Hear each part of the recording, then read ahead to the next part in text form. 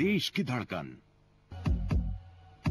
तो आज इसी पर हम बात करेंगे। बीच बहस में अपने मेहमानों का एक बार फिर आपसे हम इंट्रोडक्शन करा देते हैं। हमारे साथ मौजूद हैं वसीम अहमद साहब कांग्रेस से, डॉक्टर संबित पात्रा बीजेपी से और वरिष्ठ पत्रकार केजी सुरेश। पात्रा जी, सबसे पहले आपके पास आऊंगी। वंशवाद का आरोप राजनीति में आपकी पार्टी हमेशा कांग्रेस पर लगाती आई है, लेकिन पार्टी विद द डिफरेंस में ये क्या हो रहा है? ये पैराट्रूपिंग को कैसे आप एक्सप्लेन करेंगे?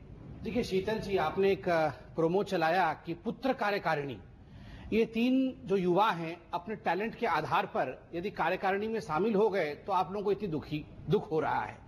एक पुत्र देश का बंटा धारणी कर रहा है, उस विषय में कोई चिंता नहीं। पहले आप ये बताइए। नहीं, मैं आ रहा हूं। मैं तीन एक साथ मैं इसमें पहले इस विषय पे आ रहा हूं। मैं आपको याद दिला दूं कि कुछ वर्ष पूर्व जब आदरणीय राजनाथ जी इससे पूर्व वाले टर्म में राष्ट्र अध्यक्ष थे भाजपा के, तो पंकज जी को टिकट भी मिला था यूपी से चुनाव लड़ने के लिए। तो इसी प्रकार के जो विषय को उठाए गए कि वंशवाद चल रहा है, तो मुझे याद है और आपको याद होगा कि उन्होंने टिकट छोड़ दी। लालजी टंडन के बेटे, कल्याण सिंह के बेटे, टिकट तक छोड़ दी, राजनाथ सिंह के बेटे। मैं शीतल जी वही बता रहा हूं, कोई आज का विषय नहीं है। गत अनेकों वर्षों से, दसियों वर्षों से पंकज जी, लालजी टंडन के बेटे आपने जिनको दिखाया, और ये सब एबीवीपी के कार्यकर्ता रह चुके हैं।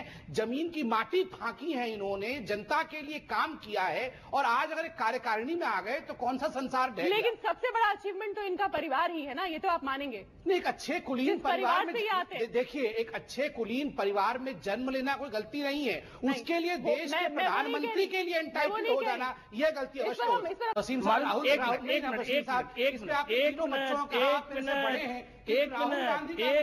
उनके पास कौन सी योग्यता है केवल गांधी नाम के अलावा?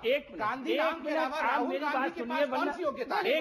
पात्रा जी, ये केवल राज्य स्तर का फिनोमिनन नहीं कह सकते, क्योंकि राजनाथ सिंह राष्ट्रीय अध्यक्ष हैं, तो ये नेशनल लेवल पर, राष्ट्रीय स्तर पर एक संकेत है, संदेश है। इसलिए दो बात बता दूं शीतल जी, अभी मेरे बड़े भाई वसीम साहब ने कहा कि ये अपने पिता की विरासत को मैनेज कर रहे हैं। कम से कम मैनेज तो कर रहे हैं, राहुल गांधी की तरह मिस मैनेज तो नहीं कर रहे हैं। देखिए दूसरा विषय जो शीतल जी ने प्रश्न उठाया है उसका उत्तर मैं दे दूं। राजनाथ जी राष्ट्रीय अध्यक्ष हैं, उसके बावजूद पंकज जी केवल यूपी के कार्यकारिणी में चले गए हैं। पिछले बार भी कार्यकारिणी में थे जब राजनाथ जी अध्यक्ष नहीं थे। मैं याद दिला दूं, आज यह विषय महत्वपूर्ण इसलिए बन रहा है क्योंकि पिता राष्ट्रीय अध्यक्ष है, बस इसलिए।